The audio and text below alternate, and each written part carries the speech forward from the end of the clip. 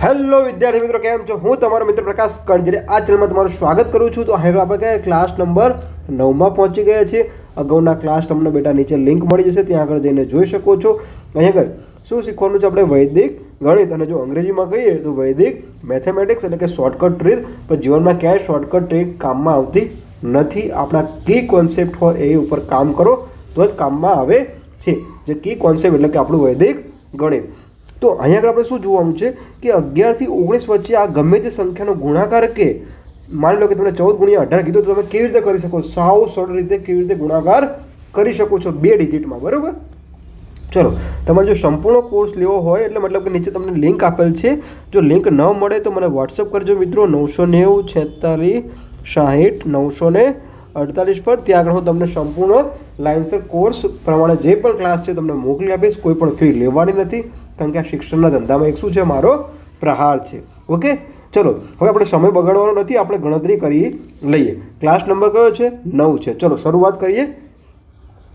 તો મિત્રો, તો સૌથી પહેલાં જુઓ, તમને શું કીધું છે કે 11 થી લઈને 19 વચ્ચે ગમે તે સંખ્યાનો ગુણાકાર કે ગમે તે સંખ્યાનો શું કે ગુણાકાર કે તો કેવી રીતે કરાય? ગુણાકાર કેવી રીતે કરાય એ આપણને પ્રશ્ન થાય છે. તો સૌથી પહેલાં આપણે શું કરીએ, માની લો આપણે દાખલા ગણીએ એટલે ખ્યાલ આવી જશે. ચલો હું તમને એક રકમ આપું છું કે 14 ગુણ્યા 18 કરો. કેટલા કરો? 14 ગુણ્યા 18. તો તમે સૌથી પહેલાં કઈ રીતે વાપરશો? 14 લખશો ને અહીંયા 18 લખશો, મીંડું ઉતારશો, 1 4 4 1 1 1 8 4 32 બગડો, વધી પડે 3 8 1 8 ને 3 કેટલા થાય? 9 10 ને 11 થાય. કેટલા થાય? 11 થાય. 2 5 252. કેટલા લખ્યા? 252. હવે આવી ગધા મજૂરી ના કરે. તો હવે આ ગધા મજૂરીની જગ્યાએ આપણે શું કરવાનું છે? સ્માર્ટ વર્ક કરવાનું છે. સ્માર્ટ વર્ક એટલે શું? જુઓ બેટા, હવે શું કરવું? સૌથી પહેલાં 14 ક્યારે થાય? 10 ને 4 કરો ત્યારે 14 થાય. પછી શું આવશે? ગુણાકારની નિશાની કરી લઈએ. અને 18 ક્યારે થાય? 10 + 8 18 થાય. આટલી ખબર પડી ગઈ? હા, ચલો તો જુઓ હવે શું કરવાનું છે? કેટલા છે? 10 ને 4 કેટલા થઈ જાય? 14 થઈ ગયા, બરાબર.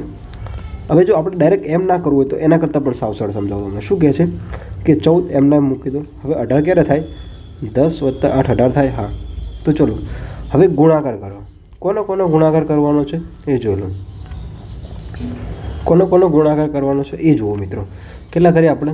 14 ને 14 વત્તા કેટલા કરવાના છે? અરે 8 લેવાના છે. કેમ લેવાના છે? શા માટે લેવાના છે? આપણે અગાઉનું ઉદાહરણ લઈએ એટલે આપણને ખ્યાલ આવી જશે. ચલો હું તમને પહેલેથી સમજાવું છું શું કહેવા માગું છું હું. ચલો ધ્યાન રાખજો મિત્રો. 14 ગુણ્યા 18 કીધા છે, તમારે સરવાળો કરવાનો, ગુણાકાર કરવાનું કીધું છે. તો સૌથી પહેલાં આપણી પાસે શું છે? 14. 14નો મતલબ શું થાય? 10 + 4 થાય. હા, 18નો મતલબ શું થાય? 10 + 8 થાય.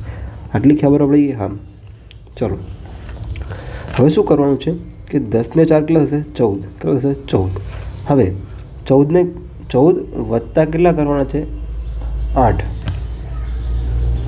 14 વત્તા કેટલા કરવાના છે? આરી સંખ્યા લઈ લો, 14 + 8. હવે મૂકી દો.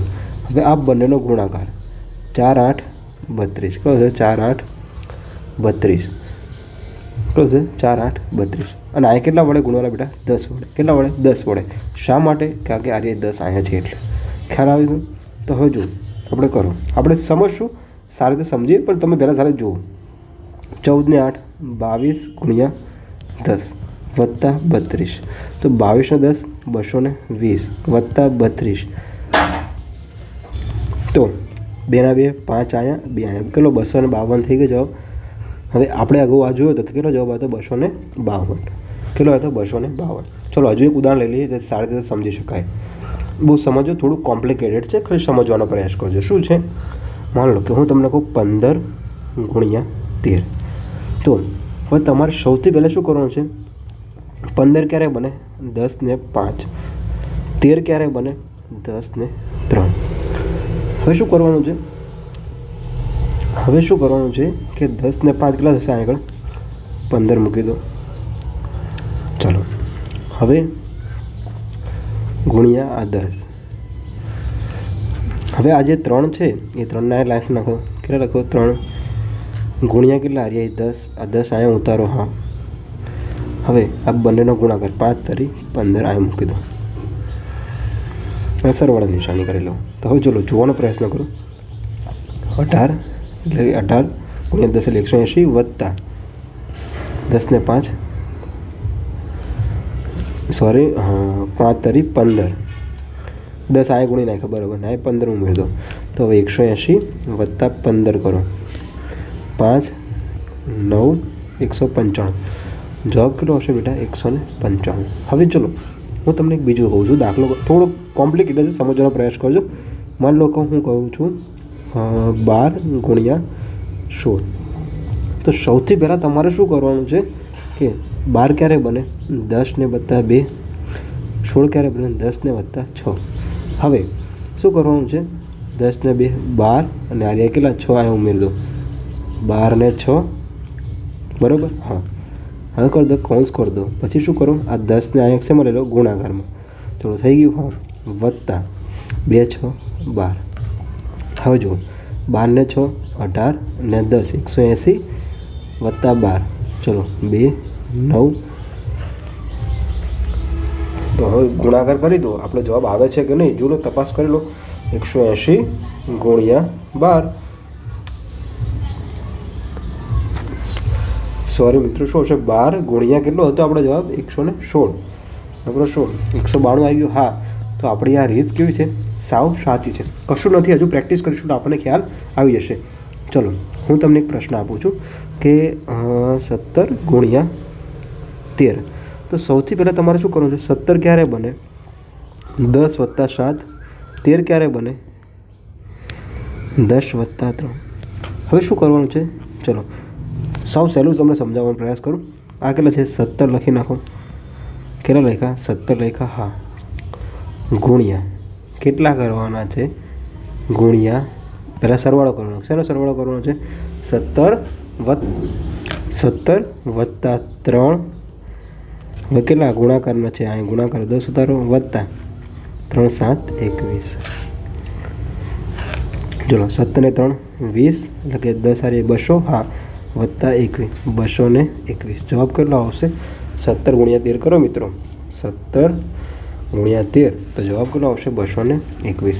હજુ ના ખ્યાલ આવે? હજુ જોઈએ આપણે. તો આપણે ક્યાં શીખવાના પૈસા આપવાના છે? 18 ગુણ્યા 13 કરો. તો હવે જો હવે ધ્યાનથી સમજવાનો પ્રયાસ કરજો.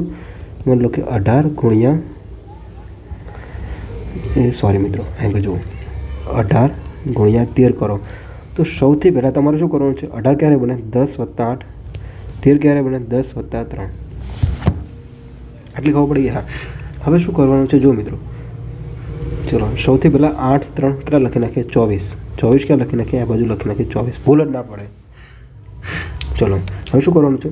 10 ને 8 18 ને આ 3 ગુણ્યા કેટલા આવશે? 10. બંનેનો સરવાળો કરી દેવાનો. 18 ને 3 19 20 ને 21 એટલે કે 210 વત્તા 24. 4 3 2 કેટલો જવાબ આવ્યો? 234.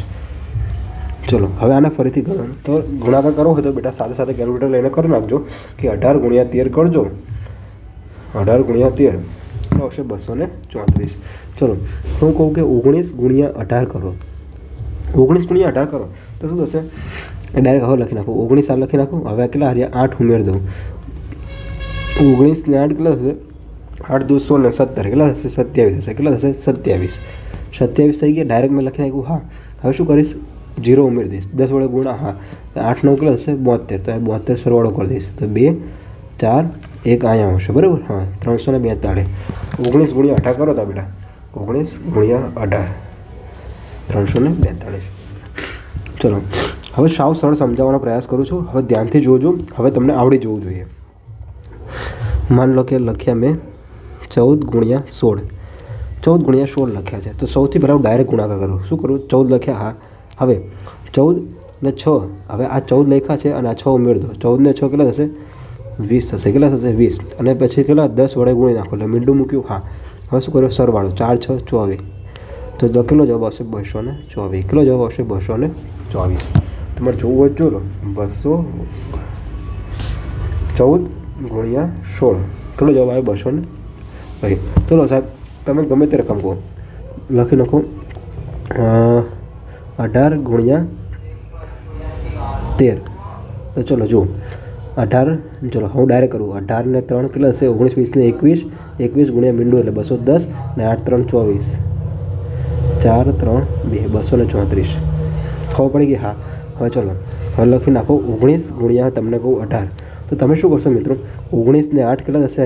19 ને 8 કેટલા થશે? 18 દૂને આ તો આવી ગયા આપણે રકમ હે ને. હા લખી નાખો 14 ગુણ્યા 19. ચલો હવે શું છે? 14 ને 9 કેટલા થશે? 14 ને 9 કેટલા થશે? 14 ને 9 એટલે 23 થશે. કેટલા થશે? 23 થશે. હા 23 ને મીંડું. હા 4 9 36.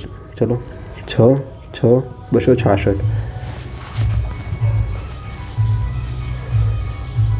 તો હવે મિત્રો તમને હું શું કરું? પ્રેક્ટિસ કરવા આપી દઉં થોડાક દાખલા. ચલો 12 ગુણ્યા 13 કરો બીજો દાખલો. 14 ગુણ્યા 16 કરો ત્રીજો દાખલો. 11 ગુણ્યા 18 કરો ચોથો દાખલો લખો. 12 ગુણ્યા 18 અને પાંચમો દાખલો લખો 17 ગુણ્યા 18. બધા તમારે શું કરવાનું છે? દાખલા ગણવાના છે. તમારે મને ફોટો પાડી જવાબ આવે તમારે મને શું કરવાનું છે? વોટ્સઅપ કરવાના છે. તમને નીચે લિંક આપેલ છે, ત્યાં આગળ તમે અગાઉના ક્લાસ પણ જોઈ શકો છો મિત્રો. તો તમને ગમે છે લાઇક કરો, શેર કરો અને સબસ્ક્રાઈબ કરો. તમારા બધા મિત્રોને એઝ અને મોકલી આપો, જેથી કરીને એનું મેથેમેટિક્સ પાવરફુલ બની શકે છે. મળીએ નવા ક્લાસમાં મિત્રો. જય હિન્દ, જય ભારત.